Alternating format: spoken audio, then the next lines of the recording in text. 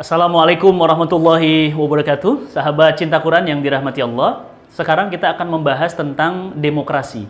Sebuah pembahasan yang tidak mungkin selesai dalam satu tayangan ini. Tetapi paling tidak tayangan ini menggambarkan dari mana dan mengapa umat Islam hari ini bahkan mencintai dan memperjuangkan demokrasi.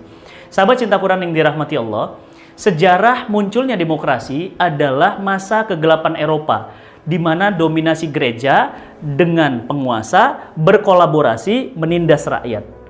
Semua atas nama gereja, semua atas nama Tuhan. Maka kemudian muncullah tokoh-tokoh pemikir mereka yang sudah mulai berpikir bahwa ini ada upaya untuk memisahkan gereja dari negara. Bahwa gereja adalah wilayah suci dan politik adalah wilayah kotor. Sehingga jangan bawa-bawa agama dalam urusan politik. Lantas, agama hanya urusan Tuhan, gereja adalah urusan Tuhan, dan politik urusan manusia. Maka muncullah ide yang disebut dengan Vox Populi, Vox Dei. Suara rakyat itu adalah sejatinya suara Tuhan. Mengapa demikian? Karena rakyat pasti menginginkan kebaikan untuk diri mereka.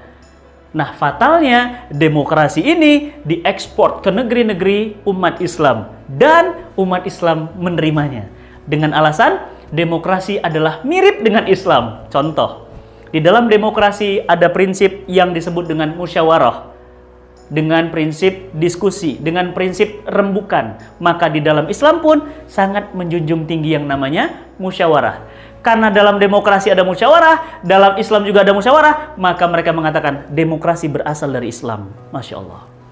Oleh karena itu, benarkah demokrasi berasal dari Islam? Tentu mari kita kaji apa perbedaan demokrasi dalam pandangan Islam. Yang pertama, di dalam demokrasi, kedaulatan di tangan rakyat.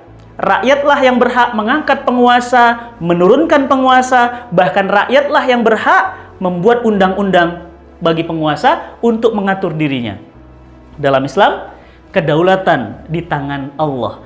Asyadah li syar'i, bukan li sya'bi, tapi li syar'i. Kedaulatan mutlak pembuat hukum di tangan Allah. Allah Subhanahu wa taala berfirman, "Innil hukmu illa lillah." Menetapkan hukum itu haknya Allah, bukan hak manusia. Maka dalam pandangan Islam berbeda dengan demokrasi. Dalam Islam, hak membuat hukum di tangan Allah, manusia hanya menjalankan hukum-hukum yang berasal dari Allah.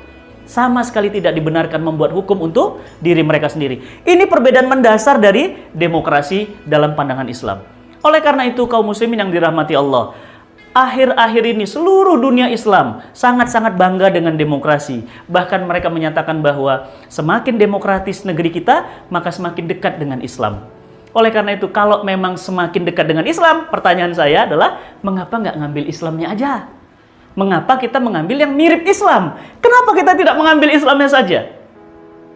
Contoh, kita punya sepatu original. Yang satu mirip original. Pilih yang mana? Original atau yang mirip original? Tentu kita akan mengambil yang original. Oleh karena itu, kaum muslimin, sahabat cinta Quran yang dirahmati Allah, maka mulai hari ini kita menolak demokrasi karena sama sekali tidak berasal dari Islam, bahkan bertentangan secara diametral dengan Islam.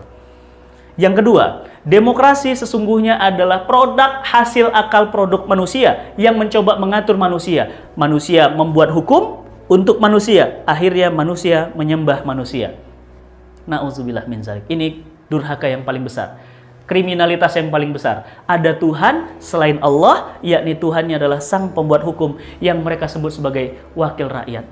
Yang kedua, mungkinkah demokrasi mampu mengatur manusia? Ternyata tidak. Bahkan di negara yang paling demokratis itu sendiri pun tidak demokrasi. Contoh, Amerika Serikat. Kita lihat, katanya negara yang paling demokratis.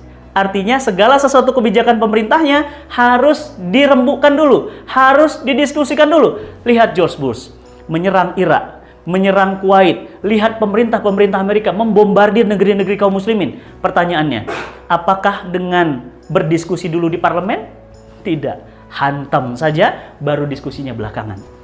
Demokratiskah? Tentu tidak. Lihat negeri ini yang katanya negeri yang selalu meminta pendapat wakil-wakil rakyat. Benarkah menaikkan BBM? Benarkah menaikkan listrik? Selalu mengikuti pendapat Dewan Perwakilan Rakyat atau MPR dengan musyawarah? Tidak. Seringkali kebijakan itu telah diputuskan, baru kemudian didiskusikan. Oleh karena itu, demokrasi selain dia bertentangan dengan Islam, yang kedua, demokrasi adalah ide usang, bohong, dusta demi kepentingan para elit penguasa agar mereka mampu berkuasa. Oleh karena itu, sahabat cinta Quran yang dirahmati Allah, kalau kita mirip demokrasi kita kejar, mengapa demokrasi milik Islam kemudian Islam yang kita tinggalkan, demokrasi mirip Islam kita ambil? Maka sudah sepantasnya hanya Islam yang pantas kita ambil untuk mengatur kehidupan kita. Oleh karena itu, sahabat cinta Quran yang dirahmati Allah, fatalnya negeri-negeri kaum muslimin hari ini lebih ridho diperintah demokrasi daripada kemudian diperintah oleh Islam yang sudah jelas-jelas berasal dari Allah Subhanahu wa taala. Sahabat cinta Quran yang dirahmati Allah, mari fahami fakta demokrasi, fahami fakta Islam. Kita akan menemukan perbedaan mendasar di antara keduanya. Yang kedua, kita mendakwahkan bahwa Islam adalah Islam. Tidak mungkin menyamai demokrasi dan tidak ada juga istilah demokrasi Islami. Kalau ada demokrasi Islami, nanti ada pacaran yang Islami. Kalau ada pacaran yang Islami, nanti ada maling yang Islami. Kalau ada maling yang Islami, nanti ada pelacur yang Islami. Maka Islam adalah Islam, kemaksiatan adalah kemaksiatan. Tidak mungkin dicampur baur. Allah Subhanahu wa taala berfirman, wala talbisul haqqa bil batil. Jangan mencampurkan yang hak dengan yang batil. Karena yang hak sudah jelas, yang batil juga sudah jelas. Oleh karena itu, sahabat cinta Quran dimanapun Anda berada, mulai hari ini kita tolak apapun sistem, peradaban, pengaturan, atau apapun yang berasal dari manusia yang lemah dan tidak menguasai dirinya sendiri. Maka marilah mulai hari ini kita hanya dan hanya mengabdikan diri kita sepenuhnya kepada Allah. Karena Allah Subhanahu wa taala lah tempat kita kembali. Semoga bermanfaat. Salam cinta Quran. Assalamualaikum warahmatullahi wabarakatuh.